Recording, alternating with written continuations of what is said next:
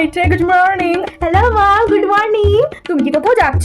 সকাল সকালে এত সেজে বসে আছো। আমি এখন যাচ্ছি হলো ডক্টরের কাছে, একটু নিজের খেয়াল রাখবে প্লিজ। ডক্টরের কাছে? তোমার কি কিছু হয়েছে? তোমাকে তো দেখে মনেই হচ্ছে না যে তোমার কিছু হয়েছে।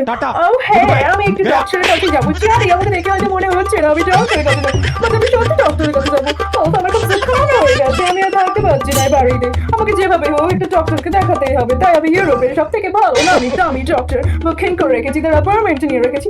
আমি তার কাছে এখন যাবো। তোমার স্টাইলিশ মম, তোমার এই শাড়িটা খুবই চকচক করছে, কিন্তু খুব সুন্দর লাগছে তোমাকে। তোমার তাই মনে হচ্ছে? আমার শাড়িটা একটু বেশি ঝকঝক করছে। ঝকঝক তো করবে, পুরো গোল্ডের শাড়ি, এটা গোল্ডের সুতো দিয়ে বানানো।